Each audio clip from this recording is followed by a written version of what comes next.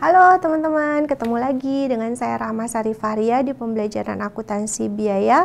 Kali ini kita akan membahas proses costing tetapi dengan metode first in first out atau FIFO. Kalau di video sebelumnya kita belajar proses costing dengan metode weighted average atau metode rata-rata tertimbang, maka di pembelajaran kali ini kita akan belajar tentang proses costing dengan metode FIFO. Nanti saya akan memberikan ilustrasi perbandingan di antara kedua metode tersebut. Yuk kita simak sama-sama. Oke teman-teman, sudah siap ya untuk belajar sama-sama ya proses costing dengan metode first in first out atau FIFO. Kalau di video sebelumnya ketika kita belajar tentang proses costing dengan metode weighted average, kita membahas 4 ilustrasi. Ilustrasi yang pertama yaitu tanpa persediaan awal dan tanpa persediaan akhir. Ilustrasi yang kedua dengan persediaan akhir. Ilustrasi yang ketiga dengan persediaan awal dan persediaan akhir. Ilustrasi keempat perpindahan dari satu departemen ke departemen lainnya. Maka untuk metode FIFO, saya hanya fokus di ilustrasi yang ketiga dan ilustrasi yang keempat.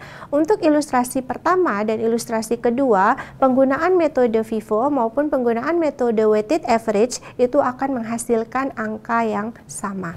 Nah, ini adalah perbedaan antara metode rata-rata tertimbang atau weighted average dengan metode FIFO. Kalau pada metode rata-rata tertimbang, kita tidak membedakan mana unit yang berasal dari persediaan awal dan mana unit yang baru diproses di bulan berjalan. Sedangkan untuk metode FIFO, unit persediaan awal itu tetap harus dipisah. Nah, kita masih menggunakan contoh yang sama ya dengan video sebelumnya teman-teman, yaitu kasus dari Fenton Watches. Saya ulangi lagi, misalnya di sini ada contoh dari divisi assembly-nya Fenton Watches, di mana 16.000 unitnya itu berasal dari persediaan awal, sedangkan 100.000 unitnya berasal dari unit yang baru diproses di bulan berjalan, yaitu di sini adalah bulan Juli. Dari 106.000 unit, jumlah unit yang sudah selesai dan ditransfer keluar itu sebanyak 92.000 unit, sedangkan unit yang masih dalam proses produksi atau kita sebutnya sebagai persediaan akhir barang dalam proses itu sebanyak 24.000 unit. Nah, baik teman-teman, di sini saya akan memberikan contoh bagaimana sih perhitungan dengan menggunakan metode FIFO, sekaligus juga saya memberikan ilustrasi perbandingan antara penggunaan metode FIFO dengan penggunaan metode weighted average. Nah, untuk metode FIFO, tadi kita lihat bahwa ada persediaan awal barang dalam proses sebanyak 16.000 unit. Persediaan awal ini berasal dari proses produksi sebelumnya, di bulan sebelumnya. Dalam hal ini berarti bulan Juni. Persediaan ini sudah mengkonsumsi bahan baku langsung sebanyak 60% dan biaya konversi 20% di bulan sebelumnya, yaitu bulan Juni. Berarti masih kurang berapa lagi teman-teman? Ya betul, untuk bahan baku langsung masih kurang 40% dan biaya konversi masih kurang 80%. Nah ini yang ditambahkan di bulan Juli. Sehingga kalian bisa lihat perhitungannya untuk bahan baku langsung ya pada perhitungan unit ekivalen itu sebesar 6.400. Dapatnya dari mana? Dapatnya dari 40% dikali 16.000 unit. Sedangkan untuk biaya konversi itu jumlahnya adalah 12.800, itu berasal dari 80% dikali 16.000. Nah, selanjutnya teman-teman, pada perhitungan unit yang sudah selesai dan ditransfer keluar di bulan Juli sebanyak 92.000 unit. Tetapi di sini ada unit yang berasal dari persediaan awal dan ini harus kita keluarkan. Kenapa? Karena persediaan awal itu sudah dihitung sebelumnya di atas. Ya, teman-teman bisa lihat di situ, sehingga kemudian untuk perhitungan dari unit yang berasal dari bulan berjalan, yaitu bulan Juli, itu hanya sebanyak 76.000 unit. 90 berasal dari 92.000 unit dikurangi 16.000 unit. Kemudian untuk persediaan akhir barang dalam proses itu sebanyak 24.000 unit sudah mengkonsumsi bahan baku langsung 90%, berarti 90% dikali 24.000 unit. Lalu kemudian sudah mengkonsumsi atau menyerap biaya konversi 40%, berarti 40% dikali 24.000. Nah, teman-teman bisa lihat perbedaannya di sini. Kalau misalnya pada persediaan awal barang dalam proses, kita akan menghitung sisa unit ekivalen yang belum terserap di bulan sebelumnya, ya. Nah, balik lagi teman-teman bisa lihat di situ sebagai contoh yaitu bahan baku langsung 60%. Berarti 60% sudah diserap di bulan sebelumnya. Sehingga untuk bulan Juli atau bulan berjalan yang dihitung itu hanya sisanya yaitu 40%. Sebaliknya untuk persediaan akhir yang kita hitung itu adalah tetap yang 90%-nya. Ini adalah langkah yang kedua, teman-teman, yaitu perhitungan biaya per unit ekivalen. Teman-teman bisa lihat di situ perhitungan biaya per unit ekivalen antara metode FIFO dengan metode weighted average. Kalau pada metode weighted average kita memasukkan biaya persediaan awal itu pada perhitungan biaya per unit ekivalen, sedangkan pada metode FIFO kita tidak memasukkan biaya persediaan awal dalam perhitungan biaya per unit ekivalen. Nah, kemudian ini adalah langkah yang ketiga dalam perhitungan biaya produk, yaitu menghitung biaya produk dari unit yang sudah selesai dan ditransfer keluar, serta menghitung biaya produk dari unit yang masih dalam persediaan akhir barang dalam proses. Nah, teman-teman di sini kalau misalnya kalian lihat perbedaan antara metode FIFO dengan metode weighted average, maka atas perhitungan unit yang sudah selesai dan ditransfer keluar, teman-teman harus memasukkan biaya dari persediaan awal. Sedangkan kalau pada metode weighted average, ya pada slide sebelumnya atau yang teman-teman bisa merujuk pada video sebelumnya, untuk biaya persediaan awal itu dimasukkan ke dalam perhitungan biaya per unit ekivalen. Nah, ini adalah perhitungan dari persediaan akhir barang dalam proses. Nah, mungkin teman-teman masih bingung ya, itu 97.200 dan juga 56.004 itu berasal dari mana ya? Oke, mungkin saya akan balik ke slide sebelumnya. Kita lihat dalam perhitungan unit ekivalen sekali lagi, untuk persediaan akhir barang dalam proses pada penyerapan bahan baku langsung itu jumlah unit ekivalennya adalah 21.600 dan biaya konversi jumlah unit ekivalennya adalah 9.600. Baik teman-teman, kemudian untuk perhitungan biaya per unit ekivalen untuk biaya bahan baku langsung kita peroleh $4,5, sedangkan untuk biaya konversi itu adalah $5,83. Nah teman-teman, untuk perhitungan persediaan akhir barang dalam proses 97.200 itu diperoleh dari jumlah unit ekivalen persediaan akhir barang dalam proses yaitu sebesar 21.600 dikali dengan biaya per unit ekivalennya yaitu $4,5, sedangkan untuk biaya konversi itu diperoleh dari perhitungan unit ekivalennya 9.600 unit dikali dengan biaya per unit ekivalennya sebesar 5,83. Nah, selanjutnya ini adalah ilustrasi yang keempat, yaitu perpindahan dari satu departemen ke departemen lainnya tetapi dengan menggunakan metode FIFO.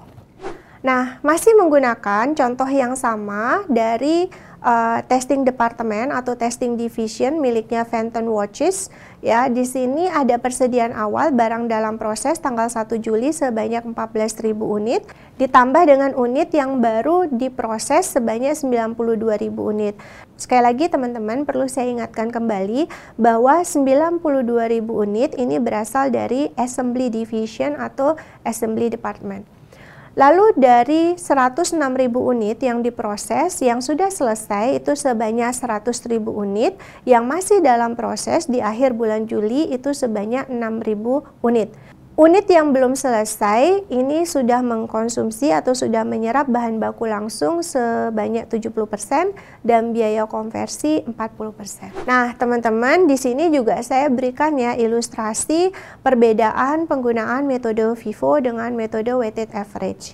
Baik teman-teman, sekali lagi saya ingatkan kembali perbedaan antara metode weighted average dengan metode FIFO.